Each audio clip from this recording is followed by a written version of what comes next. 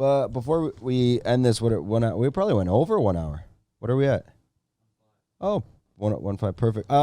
More of like Thanks, Hans, for keeping the count of the number. He's doing well, isn't he? Hans is half asleep. Is he never on the TV? Hans is more. There's a massive clock behind you. You know what's funny? We got the clock there, and every time I start, I forget to even look at it at the beginning. And even if I do, I don't remember the time. On mine, this is such a beautiful studio. I have a computer like I'm sat where Hans is doing the hosting and the computer, and I have a little a duck stop clock. You should get yourself a duck stop clock. What's all this stuff anyway? Why are you playing chess? I'm definitely not playing chess. I don't even know, when did that go in? Last week? Is this product placement? This is our mushroom products. They are out. Can I just say it's empty? That's bullshit. Yeah. It's not even a real product. Yeah, no. We're not putting real. It's all downstairs. We just launched, so I can't read that. It's all natural stuff. Buy mushrooms. Mushrooms. Yeah, this is energy. They're fun guys. That's a good joke for you. That's a good pun. There we got a good mushroom pun. There's not much room on the table with all your products, eh? You can have that one. You take it to the thing. Yeah. Right. Anyway, go on. We're running over time. Well, to kind of end it, and it's more like on I guess it's more a personal question from the podcast side. As I stumble over my ending words, the great question.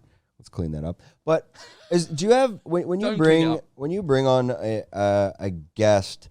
Do you have like any set go-to questions? Are you doing like thorough prep, or do you kind of just wing it? I wing it. You wing it. I wing it. I have done a couple of bits and pieces of prep, but for me, for my podcast, I just want to. I want it to be raw.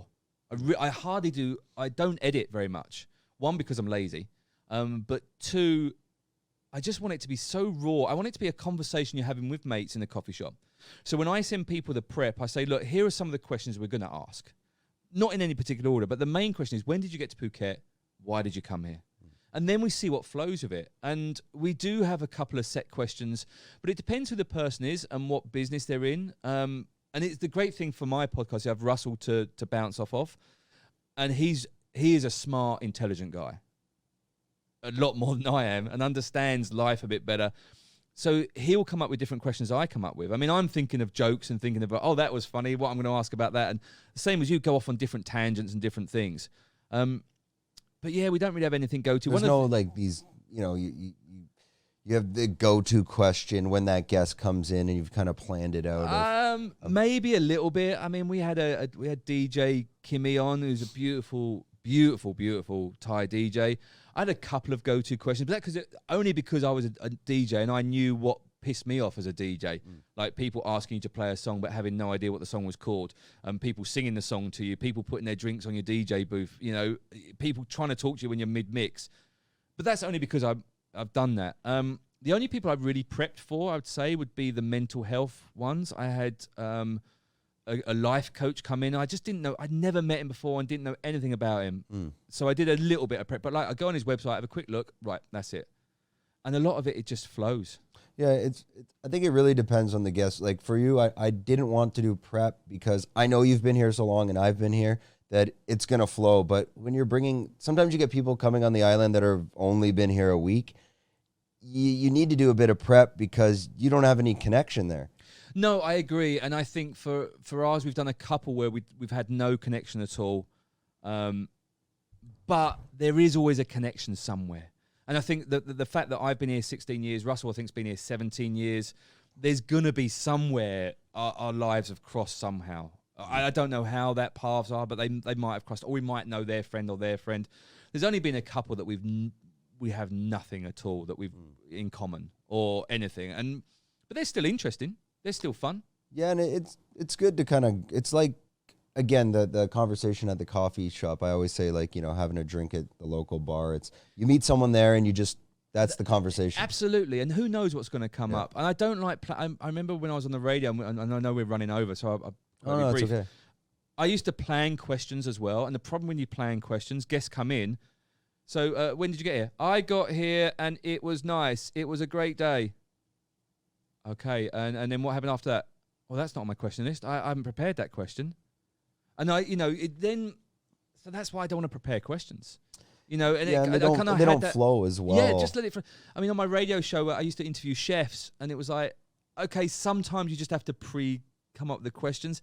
But I used to hate the conversation. It was such a boring interview. It really was. It's like, what's your favorite dish to cook? What do you Yeah, cook and then at home? and then you're not really in the conversation because when they're talking, you're thinking of the next question, and then you're not like really engaging. No, absolutely. It's almost like a job interview. Yeah, no, completely. And that's what it started to turn out to be. And the chefs were very much, and it's like, nah, just tell me something else. What do you hate cooking? What pisses you off? You know, have you ever thrown a knife at someone? Yeah. You know, they're not going to answer. Just get them in the conversation. Conversations, I think, are cool. I mean, more conversations are better. If people talk more, I think it'd be much better. For me, so many of my problems in my life have come through bad communication. I think that's everyone as well. And I think that the issue is, and also with social media, I think it's made it even worse. I'm going to have a bit of a rant about social media. I'm glad social media wasn't around when I was growing up, sounding old, but, you know, some of the shit that I did as a kid, my God. But I think even, you know, you would send WhatsApp messages or whatever. People take that in the wrong way, depending on how they're taking it. And I think just having a normal conversation and talking makes a big difference. Yeah, there's a Key and Peele. I like Key and Peele. It's a funny little sketch show. I don't know if you've seen those guys. Never. But they have like a funny sketch of a guy's texting his buddy, but the other buddy's like interpreting it as like they're about to fight. So it's kind of like the basis of it is like, hey, what you doing? You want to hang out? Sure, whatever.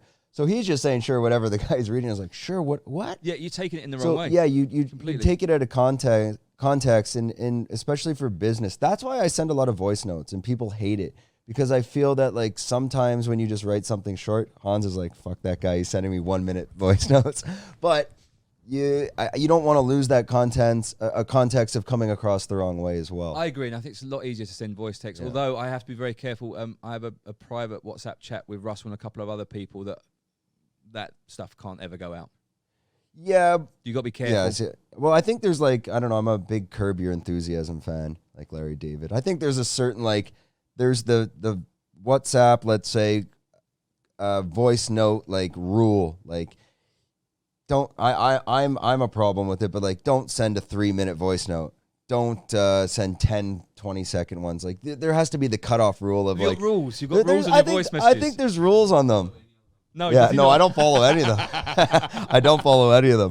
I consciously think about it, and then it's already 1 minute. But it's at the same time, it's like, okay, maybe you want to keep them at 10, 20 seconds. Because again, I get ones that are 3 minutes. I'm like, fuck that guy. I'm getting the cliff notes on this thing, and you're just I basically just send video messages to Russell, but then he would not open them in public just in case. If you enjoyed this content, we're doing 5 clips like this a week. If you want to watch the full podcast, click here.